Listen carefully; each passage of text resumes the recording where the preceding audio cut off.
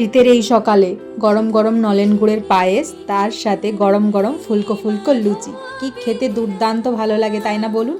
চলুন আজ আপনাদের সাথে একদম সিম্পলভাবে নলেন গুড়ের পায়েস বানিয়ে দেখাবো। একদম কেটেও যাবে না, কিচ্ছু হবে না, একদম সিম্পল প্রসেসে একদম আপনাদের বানিয়ে দেখাবো। তার জন্য আমি নিয়েছি 150 গ্রাম গোবিন্দভোগ চাল।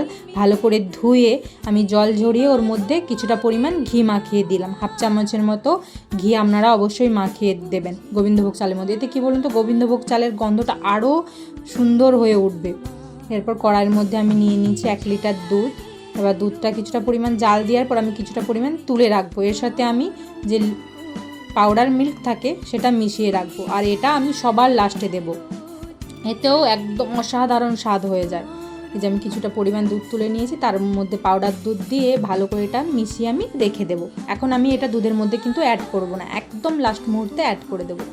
তো দুধের যেহেতু ফুটে উঠেছে, এরপর আমি দেখুন গোবিন্দভোগ চালটা দিয়ে দিলাম, দিয়ে এবার ভালো করে নাড়িয়ে আমি ফুটতে দেবো একদম লো ফ্লেমে। আমি এটাকে কাছাকাছি 1 ঘন্টার মতো হালকা আঁচে ফুটিয়ে নেব। আর উপর থেকে আমি কি দিয়েছি 4টের মতো এলাচ থেতো করে দিয়েছি। আর এটা আমি কাজু আর কিশমিশ ভিজিয়ে রেখেছিলাম, সেটা ভালো করে ধুয়ে ওর মধ্যে অ্যাড করে দেব। দেখুন আমার প্রায় কিছুটা সেদ্ধ হয়ে এসেছে, আধা ঘন্টার মতো সেদ্ধ করে নিয়েছি।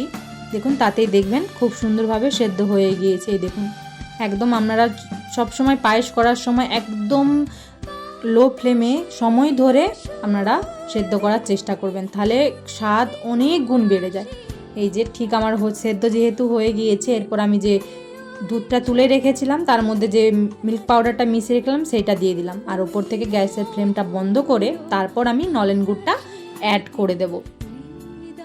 আপনার 150 থেকে 200 গ্রামের মতো নলেন গুড় নেবেন, 200 গ্রামের মতো নলেন গুড় নেবেন। যেহেতু 150 চাল, আমি খুব মিষ্টি পছন্দ করি না, একদম হালকা মিষ্টি, একটু মিষ্টি হবে, সেই মাঝামাঝি মিষ্টি হবে, সেইটা আমার নলেন গুড় খেতে খুব ভালো লাগে।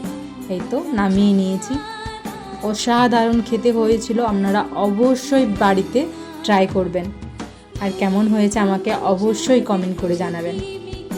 আর আমার ভিডিওগুলো ভালো লাগলে আমার চ্যানেলটিকে প্লিজ সাবস্ক্রাইব করে দেবেন।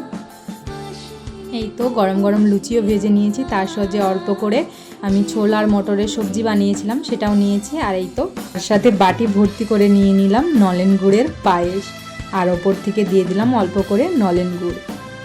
এই যে দারুণ খেতে হয়েছিল।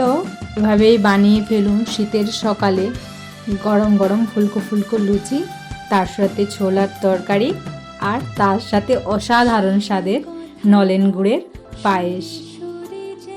বাড়িতে তৈরি করতে ভুলবেন না কিন্তু।